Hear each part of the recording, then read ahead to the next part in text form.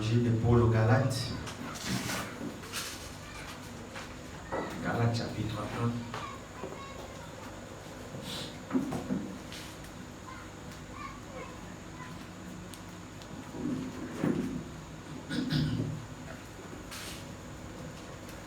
1. Galates chapitre 1.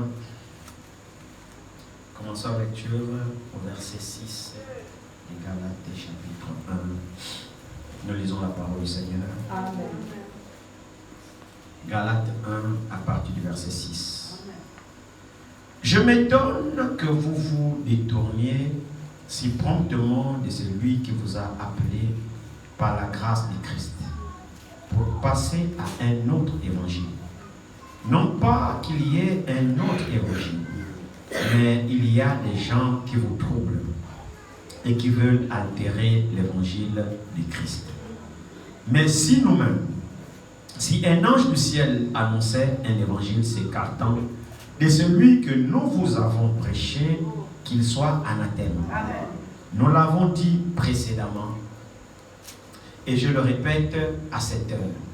Si quelqu'un vous annonce un évangile s'écartant de celui que vous avez reçu, qu'il soit anathème. Amen. Amen. Que le Seigneur ajoute la bénédiction, lecture de sa parole, pour nous asseoir.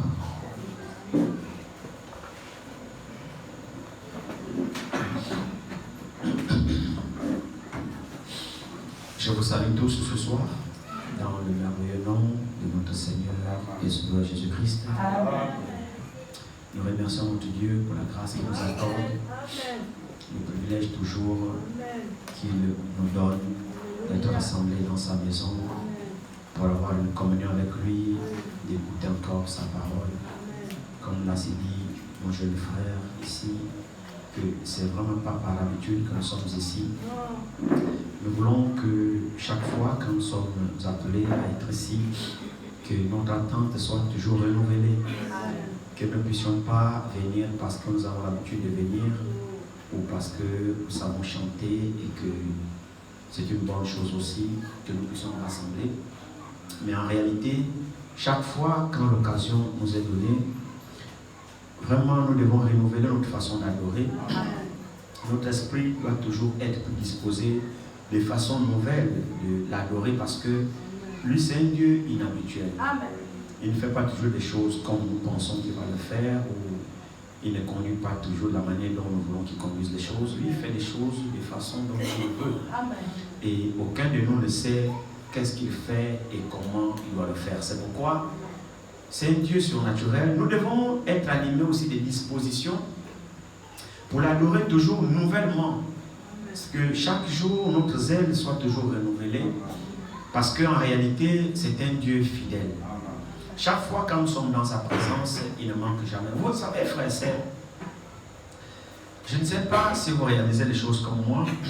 Lorsque vous vous mettez à penser que nous sommes des simples pécheurs, il n'y a rien de bon à nous et qu'il y a beaucoup de gens qui adorent le Seigneur. Il y a beaucoup d'assemblées qui sont partout, même ce soir, en train de se rassembler. Et je ne le dis pas pour faire le malin, ou bien je ne le dis pas pour prétendre quoi que ce soit. Le Seigneur sait que j'ai aucune prétention, mais c'est simplement la reconnaissance qui remplit mon cœur de savoir que vraiment le Seigneur nous a agréés dans cet endroit.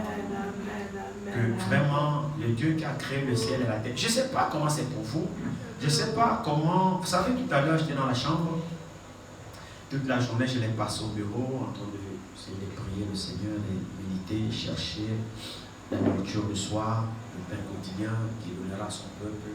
Après, je suis allé dans la chambre. Et puis là, j'étais en train de penser, je dis, Seigneur, vraiment, quelle grâce. Amen. Quelle grâce vraiment de nous connaître, de nous sortir de gauche à droite, de nous sortir de la fausseté, de nous sortir du joug de l'ennemi, de la présence, du diktat des hommes, et nous rendre vraiment libres en Christ. Et de ce que vraiment tu t'es révélé à nous, de savoir que nous sommes dans ta parfaite volonté. Vous ne pouvez pas vous imaginer ce que cela fait dans le cœur de celui qui l'a compris. C'est pourquoi chaque jour je dis, pesant la responsabilité qui est la mienne, étant conscient effectivement que Le Dieu du ciel est parmi nous. Nous devons alors faire attention de comment nous marchons, de faire attention de comment nous nous comportons, parce que lorsque Dieu nous a agréés, il attend de nous effectivement que nous soyons à la hauteur des attentes qu'il s'est fixées sur nous. Et je vous dis que ce n'est pas facile pour un homme. Ce n'est pas facile pour un homme de se tenir réellement dans la parfaite volonté de Dieu si le Seigneur ne lui accorde pas cette grâce. Et cela montre que nous devons chaque jour alors mourir à notre petite connaissance que nous avons, nous abandonner entièrement à lui. Quand tu penses même connaître quelque chose, c'est alors que tu dis, ah Seigneur, je ne sais pas si c'est ce que je connais vrai.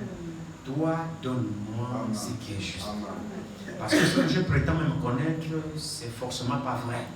C'est pourquoi on ne doit pas s'enorgueillir. Le messager dit, on ne doit pas mettre un point à la révélation, on doit mettre la virgule. Pourquoi? Parce que chaque jour, nous croissons dans la connaissance du Seigneur. Ne pense pas que tu connais déjà tout. Au point où tu fais un mur, tu bloques tout. Bon, je n'ai besoin de rien, c'est terminé, tu possèdes toute la connaissance. Là, le messager dit que là, nous devenons simplement un « je sais tout ». Et il dit que lorsque vous croisez quelqu'un qui essaie de vous dire qu'il a la réponse à toutes choses, alors faites très attention. Nous n'avons pas toujours la réponse à tout. Donc ne vous étonnez pas un jour lorsque vous me posez la question et que je vous dise « je ne connais pas ». Je ne sais pas me présenter devant vous comme un quelqu'un dont un « je sais tout ». Non. Je sais seulement à mesure qu'il me le révèle. Je sais seulement au niveau où il veut que je sache. Et ce que je ne sais pas, je m'attends aussi à lui. Et je crois que c'est comme ça la progression spirituelle dans le Seigneur. Nous tous la même chose. Nous grandissons dans le Seigneur. Nous grandissons. Nous ne devons pas toujours être les mêmes choses. Et dans notre croissance, ça va ensemble aussi dans le spirituel.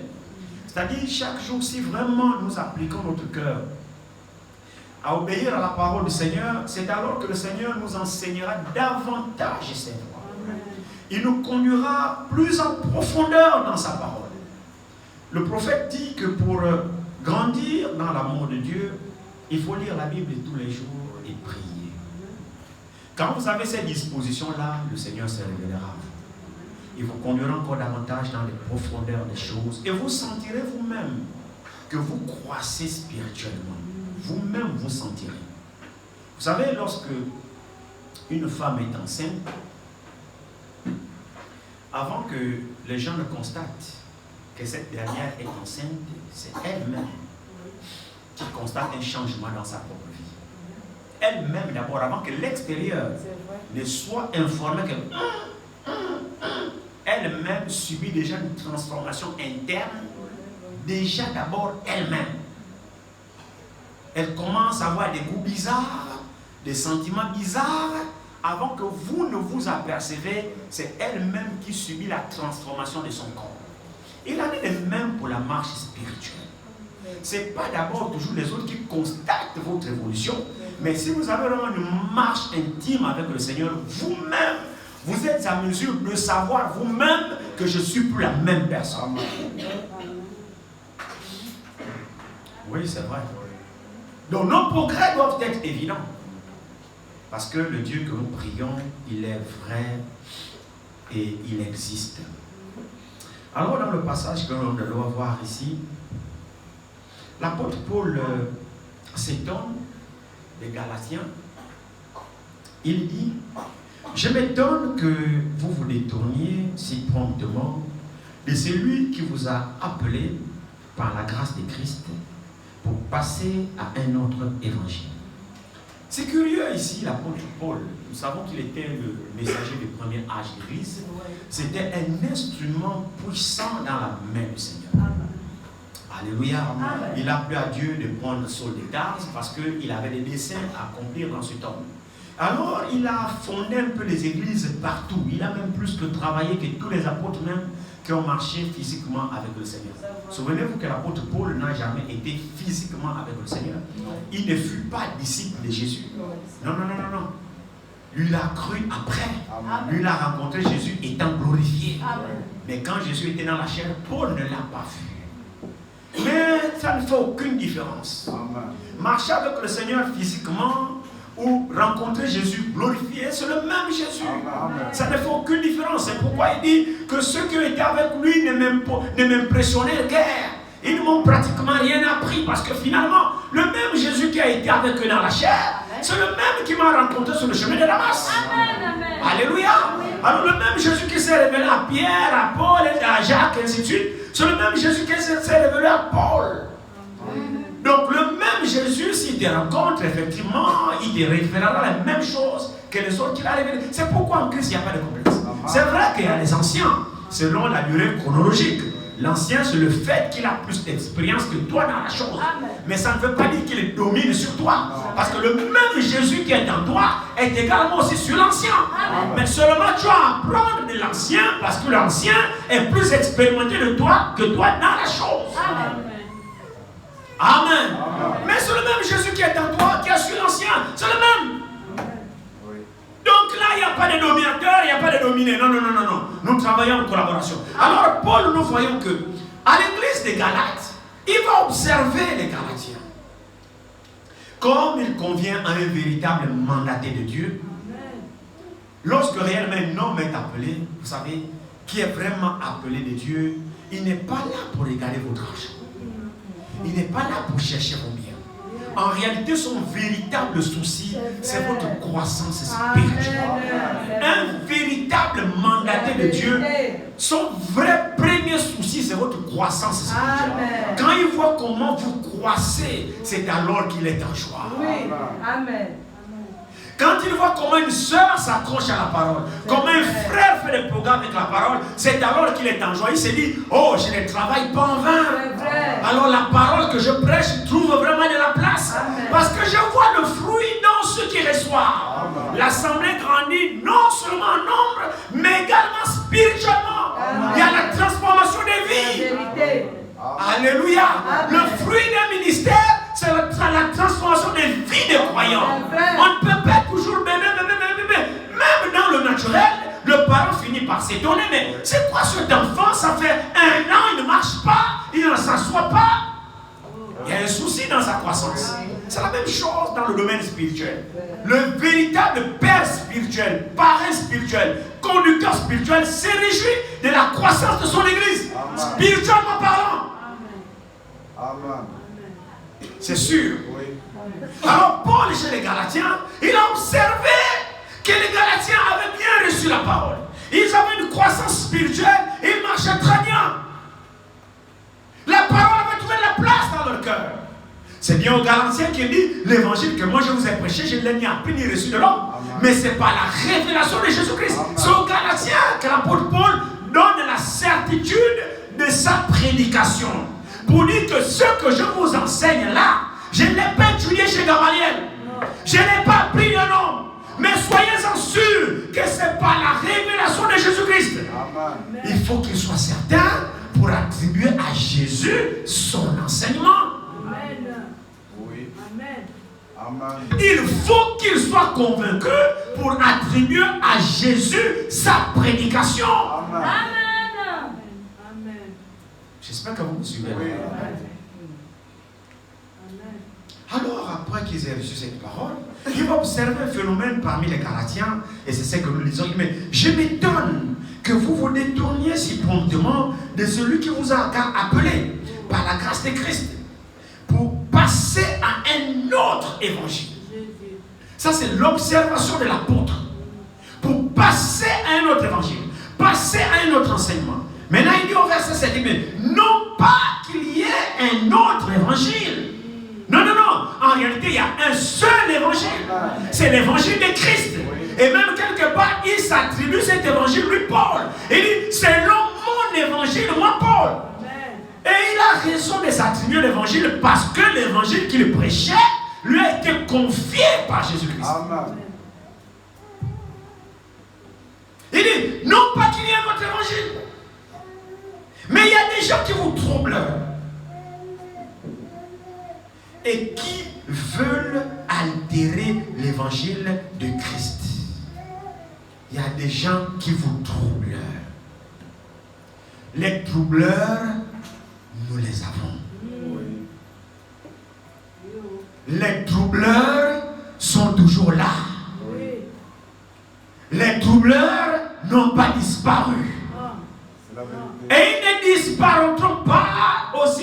l'Église est encore sur la terre. Il y aura toujours des troubleurs. Il y aura toujours des faux enseignants. Il y aura toujours des gens qui adhèrent à la parole de Christ. C'est-à-dire des gens qui soutirent, qui ajoutent, qui découpent, qui interprètent.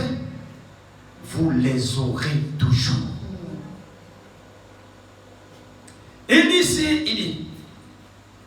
Maintenant, au verset 8, il dit. Mais si nous-mêmes, si un ange du ciel annonçait un évangile, s'écartant de celui que nous vous avons prêché, qu'il soit anathème. Amen. Amen. Et je le répète à cette heure. Amen. Si quelqu'un, là d'abord, il a fini avec les anges. Paul était vraiment sûr. Amen. Amen. Alléluia. Vraiment, Paul était sûr. Amen. Paul, ce n'est pas quelqu'un qui avait fabriqué un ministère ou quelqu'un qui voulait se rendre intéressant. Vraiment, Paul avait la certitude de l'enseignement qu'il détenait. Paul savait de qui détenait cet enseignement. C'est pourquoi il peut se permettre de dire ça. Ici, d'abord, au verset 8, Paul, au verset 8, ici, premièrement, la première partie, au verset 8, il défie les anges. Et au verset 9, il défie les hommes. Je ne sais pas si vous avez prêté attention à ça. Regardez ici. Verset 8. Mais si nous-mêmes, si un ange du ciel annonçait un évangile s'écartant de celui que nous vous avons prêché, qu'il soit anathème. Là, c'est les anges qui viennent de défier. Maintenant, il descend au niveau des hommes. Verset 9. Nous l'avons dit précédemment. Et je le répète à cette heure. Si quelqu'un, c'est plus un ange. Alléluia. Amen. Si quelqu'un vous annonce un autre évangile, c'est cela? S'écartant de celui. Excusez-moi, je ne vois pas bien. Si quelqu'un vous annonce un évangile s'écartant de celui que vous avez reçu, qu'il soit anathème. Amen. Donc ici, Paul maudit les anges, Paul maudit les hommes. Disons les choses en langage clair. Anathème veut dire maudit. C'est ce que le mot anathème veut dire. Donc Paul ici maudit les anges. Paul ici maudit les hommes qui s'aventureraient à apporter un autre enseignement s'écartant de l'enseignement apostolique. Paul dit que ce soit un ange, même s'il descend du ciel avec le feu, il crache le feu, il dit que cet ange soit maudit s'il ne prêche pas la doctrine apostolique. Amen. Si c'est un homme sur la terre, vêtu d'une manière on ne sait pas comment, s'il ne prêche un autre évangile, s'écartant l'évangile des apôtres, qu'il soit également maudit. Amen. Pourquoi l'apôtre Paul distribue-t-il les malédictions et aux anges et aux hommes? Il faut que ça soit pour quelque chose de noble. Amen. Paul ne peut pas distribuer la malédiction comme ça si la chose n'est pas vitale. Il faut que la chose soit vitale. Il faut que la vie des hommes soit en danger pour que l'apôtre Paul maudit les anges, maudit les hommes qui s'écartent de la parole de Dieu. Je ne sais pas si vous voyez quelque chose. Mon frère, ma soeur, pourquoi il y a un danger de mort? Un autre évangile donne une autre foi. Amen. Une autre foi donne un autre esprit. Amen. C'est la vérité. Et ça vous éloigne de votre Dieu. Et le résultat de ça, c'est quoi? C'est la mort. Amen. Alors on ne peut pas accepter ça. Amen. On ne peut pas l'accepter. Amen. Loin de la parole de Dieu, nous sommes morts. Avec la parole de Dieu, nous avons la vie. Amen. Parce que la vie que nous sommes censés avoir, on l'a au travers des Saintes Écritures. Amen. Frère, vous n'aurez jamais la vie ailleurs dans des interprétations particulières. Vous n'aurez jamais la vie de Dieu ailleurs dans des faux enseignements des séminaires. Vous n'aurez jamais la vie de Dieu ailleurs dans des fables, dans des credos, dans des dogmes. Vous n'aurez jamais la vie de Dieu. La vie de Dieu est dans la parole de Dieu. Amen. Amen. Voyez, Amen. Jésus lui-même. Prenons un peu Matthieu 16, je pense. Prenons un peu Matthieu 16. Regardez ici. Le Seigneur nous dit quelque chose ici. Matthieu 16. Matthieu 16. Matthieu 16, verset 6, le Seigneur dit ici, il dit, Jésus leur dit, gardez-vous avec soin du levain des pharisiens et des sadducéens. Alléluia. Amen. Finalement, Jésus était vraiment dans le bon. Oui. C'est sûr. Gardez-vous comment? Pas avec légèreté. S'il vous plaît, frère, c'est le Seigneur qui parle. Amen.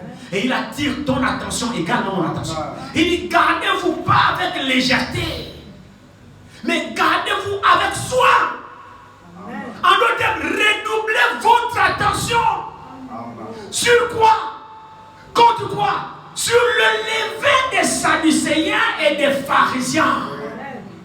Oui. Alors regardez très bien ici, le verset c'est minuit. Les disciples raisonnèrent en eux-mêmes et disaient, c'est parce que nous n'avons pas pris le pain. Amen. Parce qu'ils savent que la levure, effectivement, on la met dans la farine et puis on cuit le pain avec. Parce que le levain sert à gonfler la pâte. Oui. Comme on a vu quand mercredi, je crois. Amen. Amen. Le levain sert à gonfler la pâte, effectivement. Donc, quand le Seigneur leur a dit, gardez-vous avec soin du levain des pharisiens, alors les disciples se sont dit, c'est parce qu'ils ont oublié le pain à manger, et puis il y a la foule, ainsi de suite, ainsi de suite. Non. Amen. Non. Jésus va répondre à ses disciples, il dit, mais Jésus l'ayant su dit, pourquoi raisonnez-vous en vous-même, gens de peu de foi?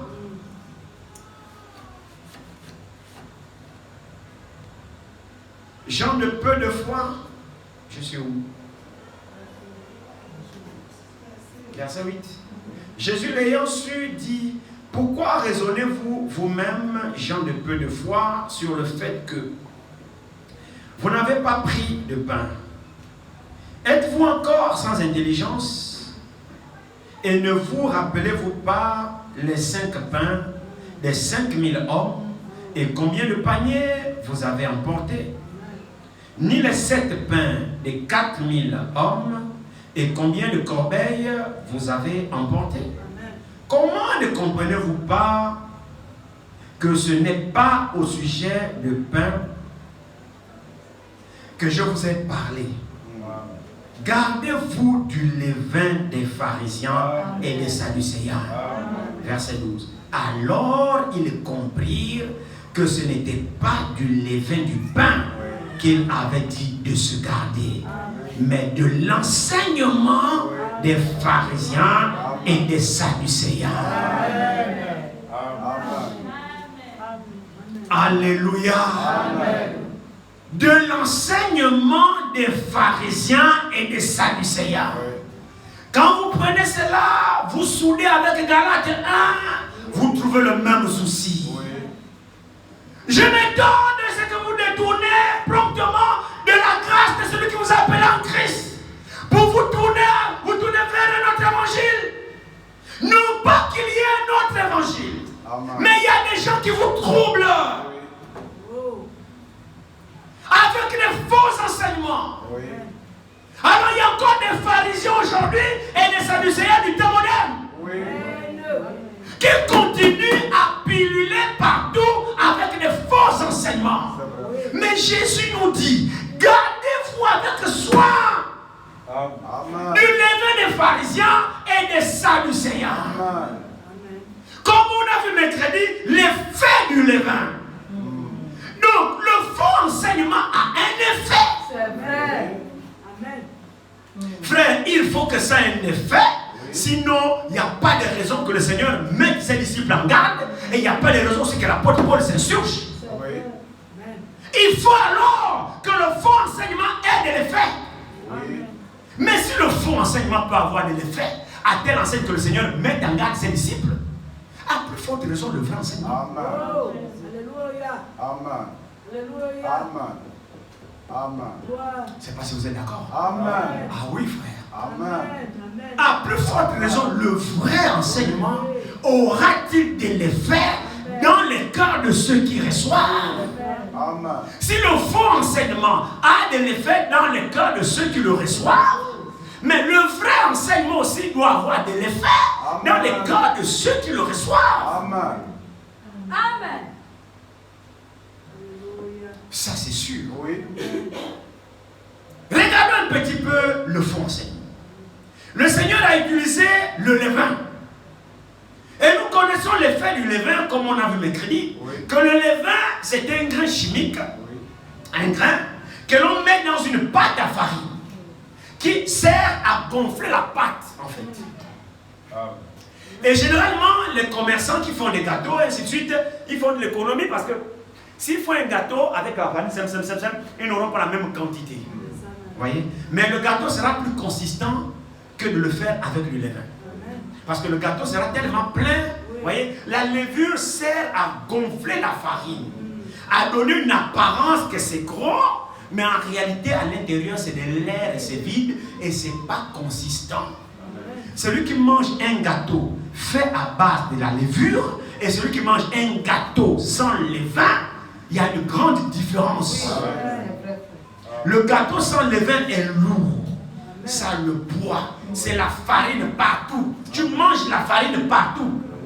Mais le gâteau avec le levain gonflé, il devient léger. Il donne une apparence que c'est un gros gâteau, mais en réalité, il n'est pas consistant. Alors pourquoi le Seigneur utilise les choses naturelles pour typifier le spirituel? Ça veut dire que l'effet que le levain fait dans la pâte, c'est le même effet que le faux enseignement fait dans le croyant. Amen. Oui. Amen. Approfondissons un petit peu, si vous êtes d'accord avec moi. Amen. Essayons de creuser un petit peu. Le levain, l'effet que le levain fait dans la pâte, Oui. le levain ment. Oui. Le levain donne une fausse forme au gâteau. Le levain vous donne une apparence. Oh, quel beau gâteau, quel gros pain. Oh, c'est appétissant à la vue. Mais quand tu le touches, il est vide. Amen. Le levain est trop peur. Amen. Le levain donne une apparence. Oui. Amen. Le levain paraît, mais il n'est pas réel. Le levain donne une forme fausse de la chose. C'est clair. Alléluia. Alors si le Seigneur a mis en garde comme le levain, comme le faux enseignement, alors il faut que le faux enseignement aussi puisse donner le faux résultat. C'est vrai. Amen. Amen. La fausse parole, frère, Amen. Amen. vous donne l'apparence d'être croyant. Vous donne l'apparence de la sainteté. Vous donne l'apparence de la pureté. Vous donne l'apparence de l'amour. Vous donne l'apparence de la piété. Mais vous ne l'avez pas réellement. Amen. La fausse parole vous donne une apparence des croyants. Mais plus que la fausse parole n'a pas la vraie vie, alors vous manifestez une fausse vie. C'est la vérité. Amen. Oui. Oui. Amen. Amen. Frère, c'est pas pour rien que le Seigneur a mis en garde. Réellement, frère, l'écoute de la véritable parole est primordiale. Amen. Aujourd'hui, le diable est tellement subtil. Oh, ne vous attendez pas à ce qu'il vous dise que Dieu n'existe pas. Non, ça c'est pas Satan. Non. Il vous dira que Dieu existe. Vous qui courez après les miracles, vous en aurez en quantité industrielle. Il va vous en produire. Juste. Mais vous serez vide. Amen. Oui. Vous serez vide à l'intérieur de vous.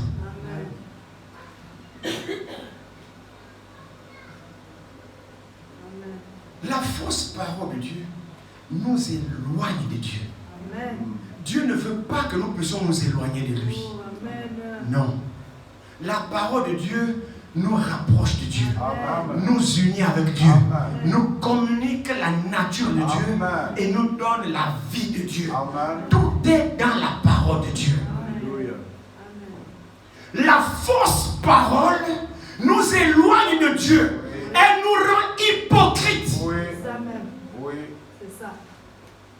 Oui. C'est Amen. Actuellement, ils sont sur le marché. Oui. Les prédicateurs du diable. Oui. Passez-moi l'expression. C'est ça, c'est la Ils sont vérité. sur le marché en quantité industrielle. La vérité, oh. Mais Jésus a dit, la moisson est grande. Amen. La moisson est grande. Oui. Mais il y a un problème. Mm. Par rapport à la grandeur de la moisson, Oh, il n'y a que très peu d'ouvriers. c'est ça. Oui. C'est écrit, hein? Ouais, Amen. c'est la vérité. Mais aujourd'hui, Mm. on a plus d'ouvriers même qui dépassent même la moisson. Oh, Amen. Amen. C'est le corps. Partout, on a des ministres, partout. On a des ministres, bien sûr, qui n'ont même jamais converti une seule âme. Mais ils sont ministres. On a des pasteurs, bien sûr, qui n'ont aucune église. Mais ils sont pasteurs. Amen. On a des ministres aujourd'hui en chômage. Comment? Parce que la quantité est tellement industrielle qu'ils sont obligés de chômer. Comment? Mais c'est un contraste parce que le Seigneur nous dit que la moisson est grande. Il y a peu d'ouvriers. Mais comment on peut se retrouver en chômage alors que tu es ministre? Ah, Les âmes se meurent partout, partout. Tu t'arraches quand même à être en chômage, mais tu t'es dit ministre. C'est curieux ton ministère. Oui. Oui. Tu es ministre, mais tu es assis chez toi. Tu es ministre, mais tu ne fais rien pour gagner une âme. Tu es ministre, mais tu ne prêches nulle part. Tu es ministre, tu es seulement ministre de toi-même. Oh, de tels ministères, moi je ne connais pas. Les ministères donnés par le Seigneur, c'est pour l'édification du corps de Christ. Et le ministre doit être éprouvé d'abord. Amen. Amen. Alléluia. Le ministre doit être éprouvé, mon frère, ma soeur. Et nous sommes au temps de l'épreuve. Amen. Amen. Viens faire tes preuves, on a besoin de te voir. Comme on dit souvent que le maçon se juge au pied du mur. Amen. Alléluia. Mes frères, les temps dans lesquels nous sommes ne sont plus les temps où nous devons donner notre âme à n'importe qui. Amen. la vérité.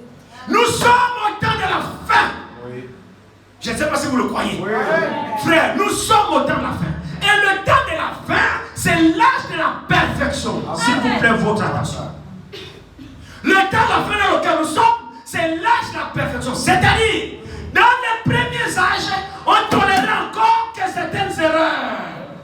Oui. Au premier âge, on tolérait. Au deuxième, au troisième, dans la réformation, on tolérait certaines erreurs. Mais à la fin, aucune erreur n'est permise. Parce qu'à la fin, c'est l'âge de l'achèvement. On doit atteindre la perfection. Même les ministères à la fin, ce sont les ministères que moi j'appellerais les ministères de la finition. Amen. Il n'y a plus de place pour le tâtonnement. On a reçu l'ouverture de toute la parole. Aujourd'hui, frère, c'est la perfection dans l'enseignement. Oh, c'est sûr et certain. Si c'est pas ça, assois-toi. Nous ne sommes plus à l'âge de la peu près. Nous sommes à l'âge de l'achèvement. C'est sûr et certain, frère. Où tu as, où tu n'as pas la chose. C'est plus au temps de tâtonner, de jouer. Non. On a reçu l'ouverture de la parole. Tous les mystères sont révélés. Alors les ministres aujourd'hui sont pour le perfectionnement. Aujourd'hui nous sommes à la finition de l'édifice qui a commencé à être bâti depuis. Amen. Vous savez, même quand on construit une maison, vous savez qu'il y a des étapes. C'est vrai qu'on juge le maçon au pied du mur, c'est vrai, non? Le maçon va monter un mur, faire le squelette, tout. La charpentier, toilette, fini, ouverture, pas. Mais la maison n'est pas encore terminée. Maintenant vient l'étape qu'on appelle les finitions.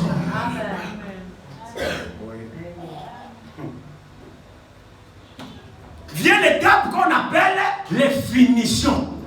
Mon frère, ma soeur, dans les finitions, là c'est la perfection. Oh, c'est vrai ce que je vous dis. Dans les finitions, l'on fait appel aux perfectionnistes. Le mur à cet moment peut peut-être sembler rentrer ici, un machin. Alors le finisseur a la charge de redresser ce que le maçon a laissé. C'est le travail du finisseur. Et nous sommes à l'âge de la finition. Aujourd'hui, on a besoin des finisseurs. Parce que l'église doit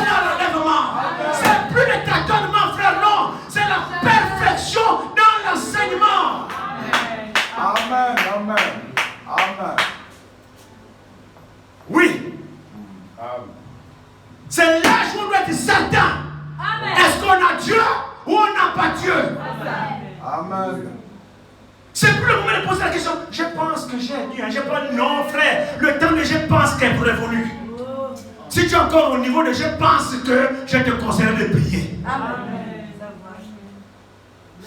Mais l'église maintenant a besoin du ministère de la finition. Amen. Parce qu'on doit achever pour que la pierre fêtière vienne coiffer. Mais pour que la pierre fêtière vienne coiffer, il faut que toutes les erreurs soient corrigées.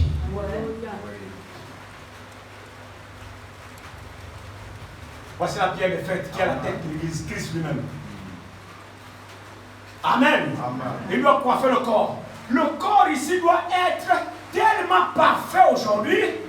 Tout doit être parfait. Tout doit être parfait. Sinon la pyramide ne sera pas coiffée. Lui, il est la pierre de fête. Donc il vient coiffer l'édifice déjà parfait, perfectionné. Perfectionné. L'Écriture dit, les morts en Christ ne pouvaient pas partir. Parce que pour partir, il faut atteindre la perfection. La Bible dit, vous ne pouvez pas arriver à la perfection sans nous. Frère, quelle responsabilité nous avons. Je ne sais pas si vous réalisez la responsabilité que nous avons. La perfection est à nous. C'est nous, la perfection nous concerne. Aujourd'hui, le bruit est terminé. C'est pourquoi quand mon jeune frère parlait ici, que quand on doit chanter, machin, que Dieu te bénisse mon frère. C'est plus le temps de tâtonnement. Je vous assure frère que quand nous venons, nous devons savoir ce que nous venons faire ici. Amen. Je le crois, c'est vrai. Arrêtez le brouillon. L'âge du brouillon est terminé. Nous sommes à l'âge du départ où Dieu a mis le paquet. Toute la révélation a été donnée. Amen. Si vous voulez mon avis, nous sommes dans les finitions de l'édifice. C'est-à-dire toutes les erreurs sont en train d'être corrigées. Le finisseur vient, il regarde. Le mur de maçon. Pourtant c'est un maçon qualifié. Hein? C'est un maçon qualifié. Hein? Mais regarde, le mur là. Quand tu mets les pierres, c'est un peu affaissé là. Là, il faut le finisseur. Le finisseur vient avec le ciment, il met à niveau, il regarde, il met à niveau. S'il voit que ça ne va pas, il corrige encore, il prend la cuillère, il prend la règle, il met le niveau, il va dans tous les angles possibles, il regarde parce que c'est la finition. La finition, quand le finisseur est venu, quand les finitions de la maison sont déjà faites, quand on vient, c'est le rendu. Maintenant, on peut exposer. On regarde, waouh, quelle belle maison. Qui a fait ça? Le finisseur. Le finisseur a la responsabilité de corriger toutes les erreurs laissées par les autres ouvriers.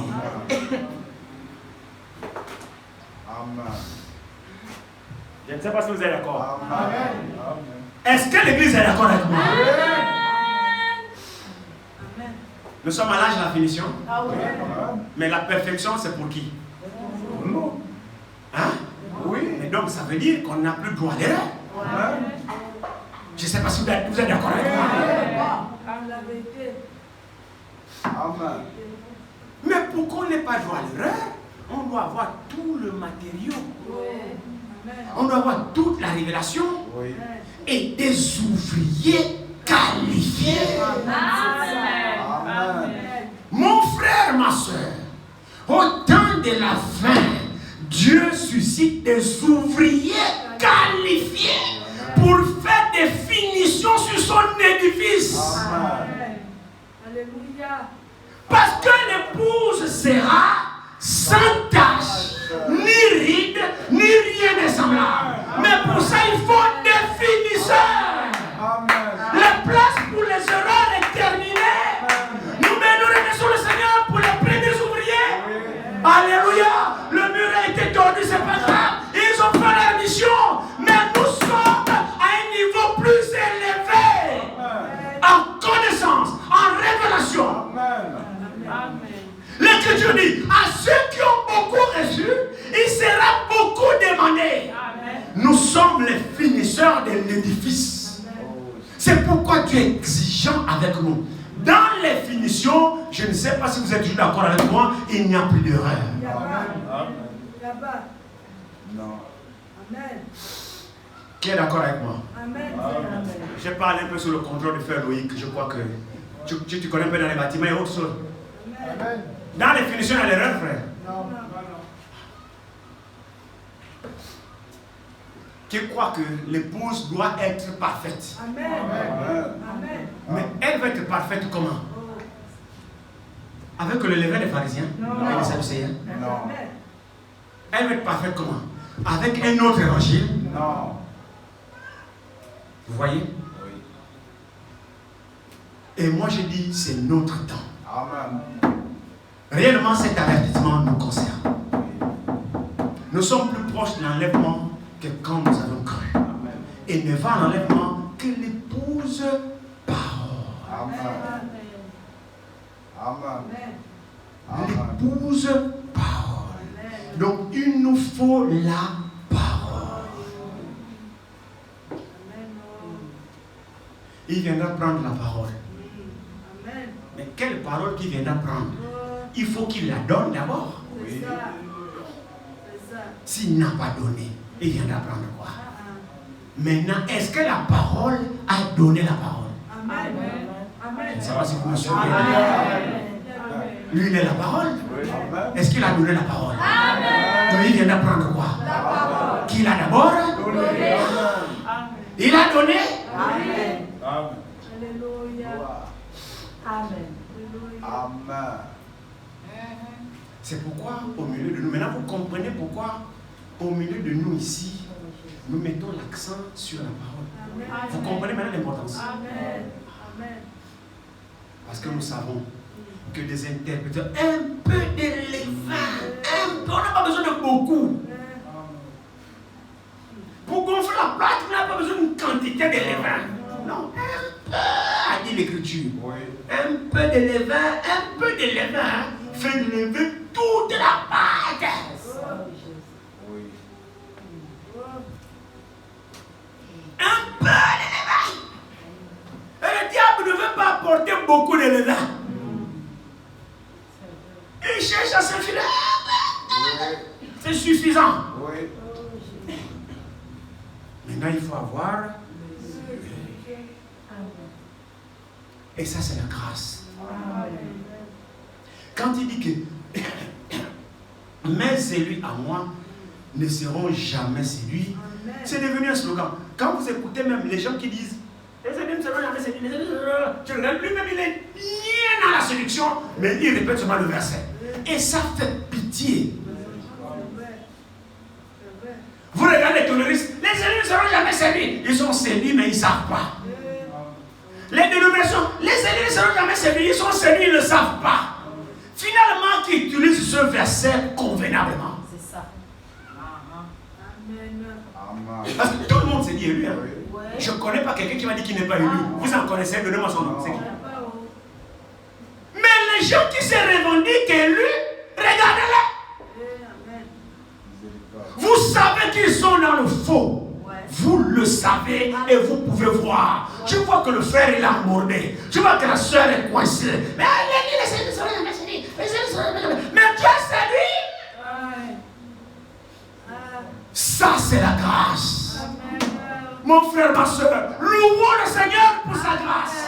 Réellement, dans cet endroit, on devait jubiler tous les jours parce que la grâce que Dieu nous a faite, vous n'avez pas idée. Je vous assure, frère, par l'amour de Dieu, vous n'avez pas l'idée de la grâce que Dieu nous a faite dans cet endroit. Il nous a gardés dans le vrai.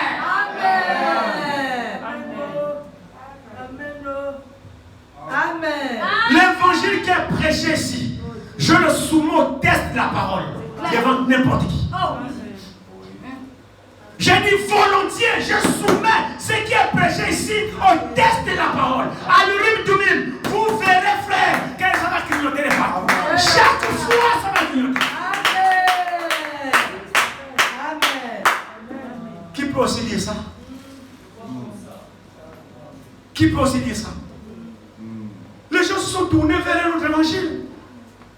On vous raconte tout sauf la parole de Dieu. Et le résultat sur lequel ça fait pitié. Quand vous voyez les bien-aimés frères et sœurs manifester des onctions, des esprits qui ne sont pas de Dieu, vous dites, mais mon Dieu, l'enlève mes proches, qu'est-ce qu'on vous enseigne? C'est vrai, frère. C'est la rancune, c'est le commérage, c'est les critiques. Non! Nous sommes à la finition! Amen. On veut une épouse parfaite. Nous sommes à la perfection. Ces choses doivent disparaître. Amen. Amen. Nous sommes là, les soeurs ne visitent plus les soeurs, les frères je ne parle pas tel frère, nous sommes pas, mais nous sommes où là? Mais quand même, et les élus ne seront jamais séduits. Tu ne sais pas que tu es séduit.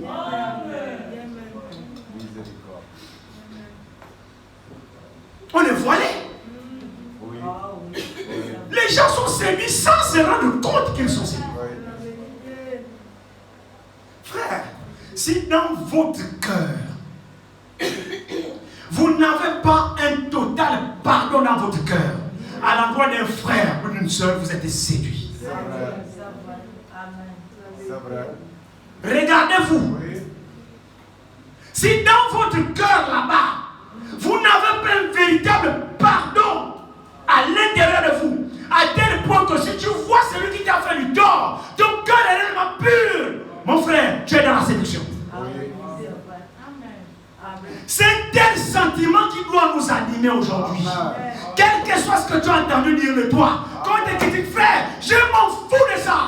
Je t'aimerai, je prierai pour toi. Vous savez, lorsque tu es affranchi, ça fait pitié de voir un frère qui est encore dans les critiques. Alors au lieu de te joindre à lui, prie pour lui. Parce que toi tu es au-dessus.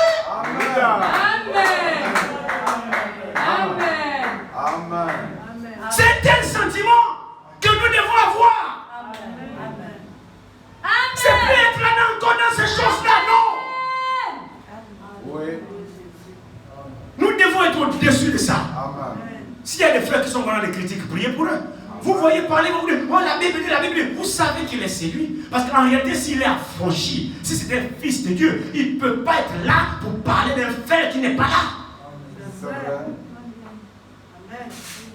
Je ne sais pas à quel niveau d'aveuglement nous sommes. Oh mon Dieu, qu'il ait pitié de nous. Toi-même, quand tu es là, en train de parler d'un frère, le frère n'est pas là, tu fais quoi là? La calomnie. Amen. Tu calomnies le frère. Amen. Ou tu es en train de médire le frère. La calomnie, il y a une différence entre ces deux mots. La calomnie, c'est de parler mal d'un frère faussement au sujet qu'il n'a pas fait dans le but de le détruire. Oui. C'est ça la calomnie. Calomnier quelqu'un, c'est raconter des histoires à son endroit fausses, dans le but de le tuer. Oui. La médisance, par contre, c'est raconter ce qu'il a fait de vrai, Oui. dans le but de le détruire. Oui. C'est-à-dire, il a fait, ces faits sont réels. Maintenant, toi, tu prends ça, tu le racontes partout, dans le but de le détruire. C'est ça la médisance. Donc, elle est camionnateur, et les médisants sont tous séduits. Amen. L'Esprit de Dieu n'est pas médisant. L'Esprit de Dieu n'est pas calomniateur. Donc, quand vous voyez un frère ou une soeur calomnier ou médire, ils sont oués par le diable. Oui. Même s'ils décident les versets bibliques, ils sont sous l'onction démoniaque. Oui. C'est la vérité. Nous ne devons pas médire les gens. Amen. Non. Même si un frère a fait, tu as appris, prie pour le frère. Oui. Tu n'as aucun droit de médire de lui. Tu n'as aucun droit. Si tu as l'Esprit de Dieu, il te gardera de la médisance. Amen. Parce que les médisants font quoi? Ils veulent se cacher derrière la vérité qu'il est en train de vilipender. Oh, mais est-ce que c'est faux? Est-ce que c'est faux? Est-ce que c'est faux? Non, c'est vrai, mais pourquoi toi tu le dis? Vous voyez, il se cache derrière un fait réel. Pour dire, mais est-ce que je ne mens pas? Allez se demander, moi je ne mens pas. Ce que je dis, c'est la vérité, je ne mens pas. C'est vrai, les faits sont réels. Oui, les faits sont réels. Mais toi, tu les rapportes avec quelle intention? Amen. Oui. On appelle ça la médisance. Non, nous sommes dans les finitions. Tous ces démons-là, le finisseur doit passer au peigne fin. Amen. corriger l'édifice. Amen. Alléluia. Amen. On ne doit plus retrouver ça dans l'épouse de Christ. Amen. L'épouse de Christ doit se débarrasser de tout ça. Nous devons corriger les erreurs. Si la peinture a été mal faite là, le finisseur vient corriger. Si le trait tordu, le finisseur vient prendre la règle. Il est appelé finisseur. Donc il finit. Amen. Et quand il a dit j'ai fini. Ah, tu as fini? Oui, j'ai fini. Quand on vient, on peut appeler les critiqueurs. Oui. Le critiqueur va regarder avec l'esprit le plus critique. Sinon, c'est bon. Ça. Sinon, c'est bon. Alléluia. Si un critiqueur n'a plus rien à critiquer, Amen. c'est que c'est parfait. Amen. Et l'épouse doit être la perfection. Amen. Amen. Au point où Satan regardera, Oui. il tourne à gauche, Alléluia. parole. Il l'autre comme ça, parole. Il se couvre, c'est la parole. Il saute, c'est la parole. Il regarde, c'est la parole. Mais j'ai la pratique, c'est la parole, c'est comment? Oui, nous sommes dans la finition. Oui, il n'y a plus d'erreur. On a défié les anges et les hommes pour rester dans la parole. Amen. Parce que lui-même, il est la parole. Amen. Quand Satan a essayé, il avait essayé, non? Oui. Oui. De se frotter à la parole, non? Oui. Mais il a vu la parole. Oui. C'est comme ça l'épouse au temps de la fin. Amen.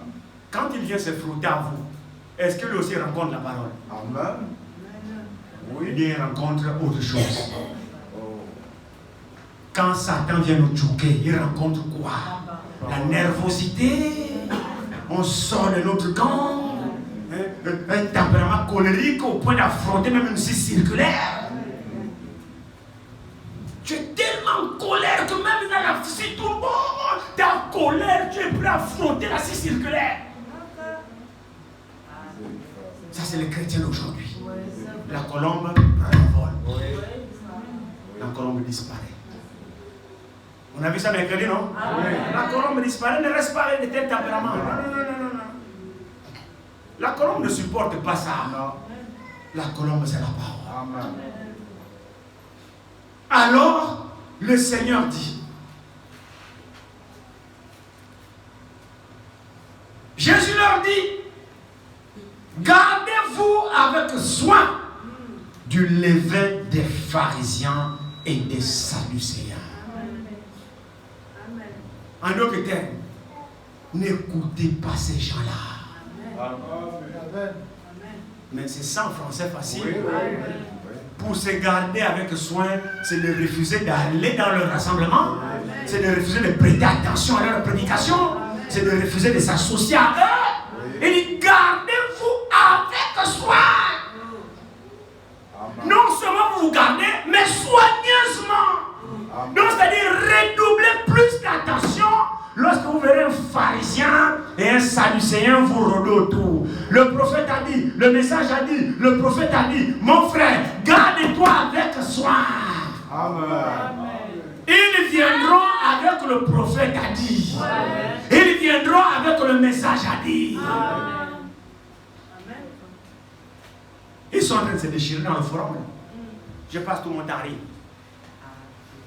Citation contre citation, citation contre citation, citation contre citation, l'autre bombarde les citations, l'autre renvoie les citations. Je dis, mon Dieu, mon pauvre prophète, Vraiment. s'il aurait été là pour assister à un tel spectacle, mais quand même, ils sont appelés épouses. Épouse. Quel gros nom? Épouse. Épouse infidèle. Amen. Mais ils ne se tiennent pas dans la parole. C'est des prostituées spirituelles. Amen. On nous taxera de tout. Acceptons d'être primitifs. Amen. Mais soyons rigoureux avec la parole. Frères et sœurs, si nous restons dans cette position-là, Sola scriptura, je vous assure, Amen. c'est que le Seigneur fera au milieu de nous ici. Toute la ville en parlera. Nous crierons, nous susciterons un véritable réveil parmi nous ici. Un réveil qui ne dit pas son nom, éprouvé par l'action sur notre voie de vie. Parce que Dieu scelle toujours la parole. Dieu ne confirme jamais les interprétations. Amen. Dieu ne confirme jamais des interprétations particulières. Dieu confirme toujours la parole. Alors soyons patients. Ne soyons pas pressés. Gardons-nous avec soin du lever des pharisiens. Ne nous détournons pas d'aller dans notre évangile. Restons avec ce que nous écoutons. Persévérons. Dieu confirmera. Je vous le dis, frère. Amen. Les choses sont en marche. Les choses sont en train de venir. Restons seulement chacun dans sa position. Ne bougez pas de votre position. Que chacun nettoie sa lampe. Alléluia. Amen. Ne ratez pas le train qui est en train de venir. Alléluia. Soyez prêts à vous embarquer. Pour vous embarquer, tenez-vous à quai. Amen. Prêts. Amen. Alléluia. Amen. Terre saint, ton bateau à la main. Ne laisse rien traîner. Nettoie toute la maison. Vérifie le bagage. Sois-en sûr que tu n'as rien oublié. Et débarrasse-toi de tout ce qui n'est pas important. Sois prêt pour le voyage. Bientôt on va décoller. Nous sommes dans la finition de l'épouse. Nous sommes dans la finition de l'épouse. Je vous assure, frère. C'est pourquoi le Seigneur met l'accent sur la rigueur de la parole. Amen. Amen. Gardez-vous avec soin du levain des pharisiens et des sadducéens. Amen. Aujourd'hui, on a des pharisiens du temps moderne Oui. et des sadducéens du temps moderne. J'étais en train d'étudier, c'est hier ou avant-hier, j'étudiais, et les pharisiens, c'était des gens qui étaient enflés de connaissances. Les pharisiens, c'était des gens qui étaient enflés de connaissances. Et dans leur connaissance, ils avaient un complexe de supériorité en connaissance. Oui. Le pharisien, il avait un complexe de supériorité en connaissance. Et dans sa connaissance des pharisiens, la secte même appelée le pharisaïsme, c'est cela, le pharisaïsme, parce qu'avant, ce n'est qu'après que j'ai découvert ça, avant j'ai prononcé ça mal, j'ai appelé ça le pharisianisme. Non, ce n'est pas pharisianisme, c'est le pharisaïsme. Pharisaïsme.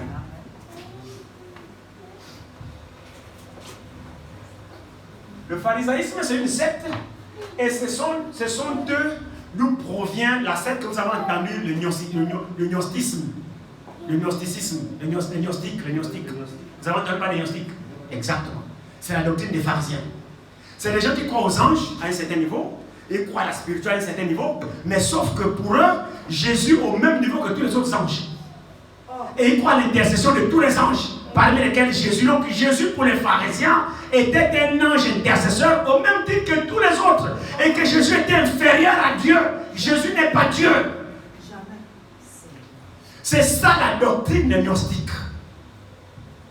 Nous les avons dans notre pays ici, les gnostiques. Nous les avons ici. Et c'est vraiment vrai. Quand vous voyez ces gens-là parler, ils ont un orgueil d'élévation en connaissance. Ils pensent qu'ils maîtrisent tout. C'est vraiment vrai, que Dieu soit glorifié.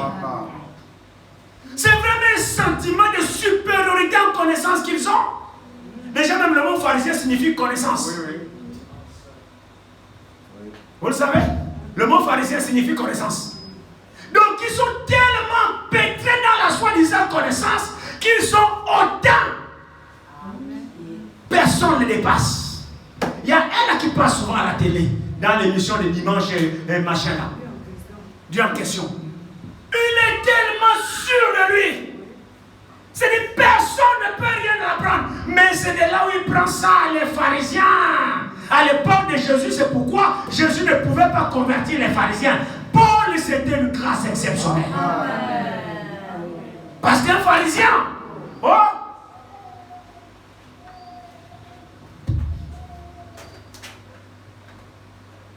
le pharisaïsme.